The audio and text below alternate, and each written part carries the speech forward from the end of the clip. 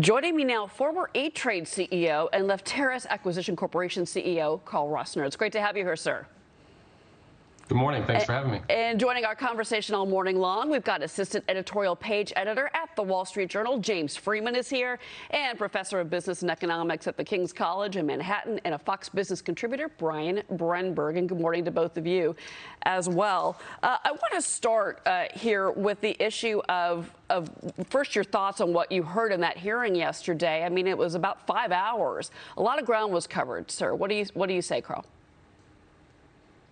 So it was sort of as expected in terms of what you would see on the Hill for a hearing with that many questioners, limited to a 5-minute question time. Some of them used their time what I consider to be extremely effectively. Others used it for either grandstanding or political sort of gain. A little bit disappointing, but I think to be expected in terms of what we saw. They covered a lot of ground. I don't think anything came out of it. I'm glad to see that there are a number of participants in the hearing suggesting, no knee-jerk reactions, because those knee-jerk reactions oftentimes will end up harming, the retail investor. So to me, it was exactly what I expected to see.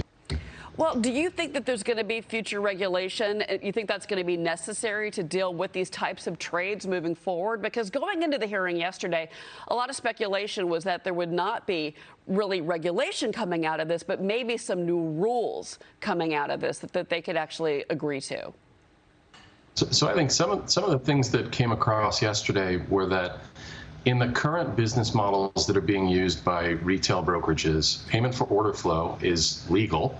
It actually has a place in the system, and it's providing retail investors with some of the best trade executions that they've ever received. Right now, the markets are as favorable for the retail investor in terms of the manner in which they can get their trades executed, how fast, the information flow, what's available to them. And a lot of that is actually now funded in a commission-free trading world by payment for order flow. So as long as you're playing by the rules as the SEC has laid them out, as many of the participants said yesterday, many of the witnesses went through, I think they're in a pretty good place in terms of those rules. That can you look at them? Can you change them? Sure, but then you're impacting business models as well. So it's going to take a lot more than a hearing on Capitol Hill. They're really going to need to look at the whole system. And if you flip to the other side of what was being talked about was changing the settlement procedures. I think there were some very good comments made by a number of the the panelists and the witnesses in the hearing. And I think where they came out was you really need to look at this in terms of the risk to the system in going to that blockchain-led T settlement, right? The instantaneous settlement that they would have. And I think that'll be something they look at over time so that the back-end systems can catch up with the technology applications that are available for retail traders. Yeah, and that capital raise that they had to do, in particular at Robinhood, caught a lot of people by surprise and was honestly a little worrisome. I do want to switch gears here. Your SPAC debuted on the NASDAQ back in October, and it's focused on the financial technology sector. Now, where are you looking to invest right now? Well, Lefteris Acquisition Corp was actually, when we put it together, what we tried to do was pull together a bunch of professionals in the space, so former operators, CEOs, and individuals who have a deep knowledge and background in fintech and in financial services in general.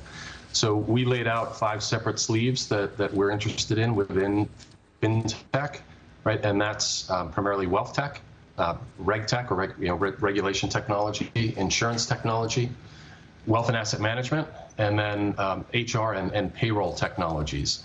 So really looking at those platforms that can impact the way that individuals interact with their finances, right? Whether that be insurance, whether that be trading stocks, investing, right? How do you sort of look at that? Because I think one of these apps will get it right and put all of that in a very easy to use way for a consumer to have all of their applications in one place.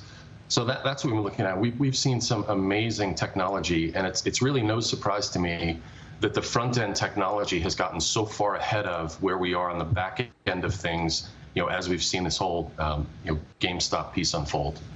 It's been a fascinating story to follow, and it certainly got Wall Street still talking about it this morning. Karl Roessner. Karl, thank you very much for being here. Thank you. Appreciate it.